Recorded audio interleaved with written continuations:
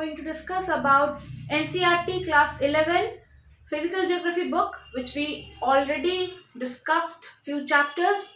Today we are going to discuss the 6th chapter, Soils of India. So India की जितनी भी soils हैं उन्हें हम आज के सेशन में देखने की कोशिश करेंगे, समझने की कोशिश करेंगे. देयर आर टोटल 4 और 5 सेग्रीगेशंस, क्लासिफिकेशंस ऑफ सॉइल, जहां पर मेंशन किया हुआ है कि कौन कौन से कैरेक्टरिस्टिक्स हैं जिन्हें हमें in terms of your exam पढ़ना है, कॉन्टेक्स्ट समझना है कि कौन सी आपकी ऐसी मटेरियल है जो एलुवियल सॉइल में ज्यादा देखा जाता है. मान लो आप कोई भी एक मैग्नीशियम हो गया या फिर एनपीके कंटेंट हो गया, तो ये सारी जो मिनरल्स हैं, ये सारी जो कंटेंट हैं, ये किस प्रकार से कौन से सॉइल में कैसा डिस्ट्रीब्यूशन देखा जाता है, इसे समझना काफी इंपॉर्टेंट है. ये पॉइंट्स आप मेजरली पढ़ें, जहां पर भी आपको देखने को मिलेगा टॉपिक में, तो यहाँ से क्वेश्चन बनते हैं मोर और लेस. सो अगर हम अप्रोप्रिएटली या इंटीग्रेटेड एक कवर करने की कोशिश करें तो देयर आर टोटल 5 और 6 क्लासिफिकेशन. सबसे पहले आता है एलुवियल सॉइल, जो कि आपको नॉर्दर्न इंडियन प्लेन्स में देखने को मिलेगा. सबसे ज्यादा पार्ट यहाँ पर कवर होता है, 45% के अराउंड. सबसे ज्यादा जो सॉइल हमारी लार्जेस्ट क्वांटिटी में जो सॉइल हमारे इंडिया में पाया जाता है, that is alluvial soil. It deposited from the by the rivers, by the major rivers such as Ganga, Yamuna. इन सारी जो मेजर रिवर्स हैं इनके द्वारा सेडिमेंटेड होने की वजह से इस बहुत ही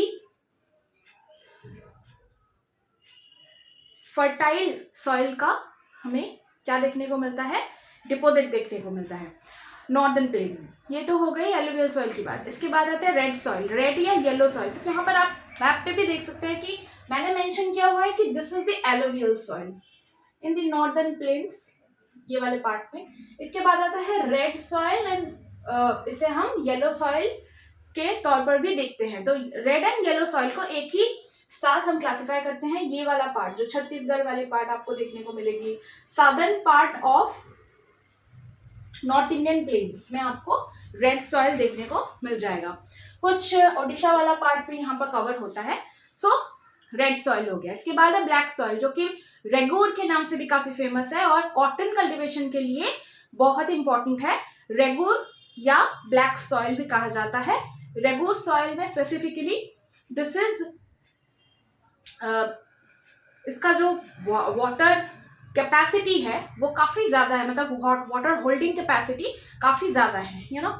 तो इस वाले एरिया में ये ब्लैक सॉइल हमें देखने को मिल जाएगा. यहाँ पर भी गुजरात एंड महाराष्ट्र वाला रीजन जो है, जो डेक्कन प्लेटू वाला रीजन है, यहाँ पर स्पेसिफिकली हमें ब्लैक सॉइल देखने को मिलेगा. इसके बाद है आपका desert soil. Arid desert soil आपको थार डेजर्ट इलाके में देखने को मिल रही है. और इसी के साथ साथ लैटराइट सॉइल है, एक और सॉइल जो कि काफी इंपॉर्टेंट है और हाई रेनफॉल एरियाज में देखने को मिलता है. या फिर हम कह सकते हैं कि लैटराइट सॉइल आपको हैवी रेनफॉल वाले रीजन में ही काफी देखने को मिलेगा. कैश्यू नट्स, इन सारी ही कल्टीवेशन के लिए ये जाना जाता है लैटराइट सॉइल. इसका जो कलर होता है वो रेडिश कलर होता है, बिकॉज इसमें आयरन ऑक्साइड की मात्रा ज्यादा होने की वजह से ये रेड इन कलर होता है. और रेड सॉइल में भी आयरन ऑक्साइड ज्यादा होने की वजह से ये रेड होता है कलर में. नाउ लैटराइट सॉइल का एक और कैरेक्टरिस्टिक्स ये है कि लैटराइट सॉइल में हमें लीचिंग प्रक्रिया देखने को मिलती है. In which soil the leaching process can be seen in laterite soil. क्योंकि यहाँ पर क्या होता है, जो वर्षा की जो पानी होती है, रेनफॉल की जो वाटर होती है, वो क्या होती है, लीचिंग प्रक्रिया के माध्यम से हमारी अर्थ सरफेस की बहुत ही नीचे वो क्या हो जाती है, सीपिंग कर जाती है या लीचिंग कर जाती है. इसकी वजह से लीचिंग की प्रक्रिया हमें कहाँ पर देखने को मिलती है, लैटराइट सॉइल में देखने को. मिट्टी से पानी अंदर की तरफ लीच कर जाती है. तो लैटराइट सॉइल उसी जगह पर हमें देखने को मिलेगा जहां पर हाई इंटेंसिटी ऑफ रेनफॉल, जैसे कि केरला, ओडिशा, कर्नाटका, ये वाला जो पार्ट है, यहाँ पर हमें हाई इंटेंसिटी ऑफ रेनफॉल देखने को मिलती है. मॉनसूनल रेनफॉल से काफी बारिश होती है कर्नाटका, केरला वाले रीजन में. इसी वजह से लैटराइट सॉइल की मात्रा काफी ज्यादा है यहाँ. इसके बाद है आपका रेगुलर सॉइल, मैंने ऑलरेडी बता दिया है. Red and yellow soil Odisha, Chhattisgarh, south part of Ganga plain में देखने को मिलती है.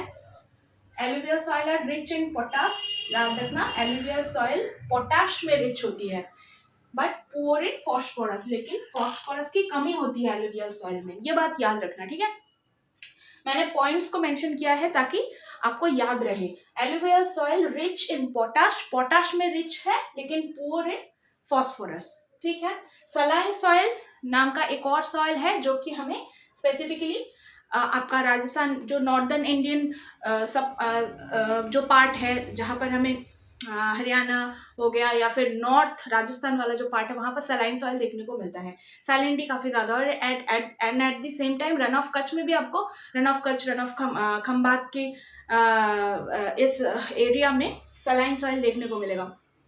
एंड यहाँ पर सॉल्ट कंटेंट सॉइल में काफ़ी ज़्यादा होती है, तो इसीलिए इसे उसारा सॉइल कहते हैं, उसारा सॉइल के नाम से जाना जाता है, ठीक है। उसारा soil is well known as saline soil also, ठीक है। ये हो गया। And peaty and marshy soil, peaty and marshy soil भी हाई इंटेंसिफाइड रेनफॉल एरिया में आपको देखने को मिलेगा।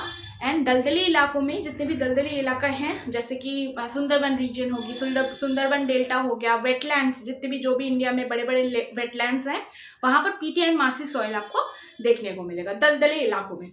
ये होगी कुछ सॉइल की बातें, सॉइल्स कहाँ पर डिस्ट्रीब्यूशन कैसे पाया जाता है, मैप बना के बेटर आप इसे याद कर सकते हैं। और जो कंटेंट है उसे याद रखना। परसेंटेज काफ़ी बार पूछा जाता है कि रेड सॉइल की मात्रा क्या है, एसर्शन रीजन में दे सकते हैं, तो उससे एक बार आप अपनी नोट्स में ऐड करना। And this is all about it, this was the integrated understanding of soils of India. क्या पढ़ना है क्या नहीं पढ़ना है उसी पे मैं ज़्यादा ध्यान दे रही हूँ, because these classes are specifically taken by me for your competitive exams only.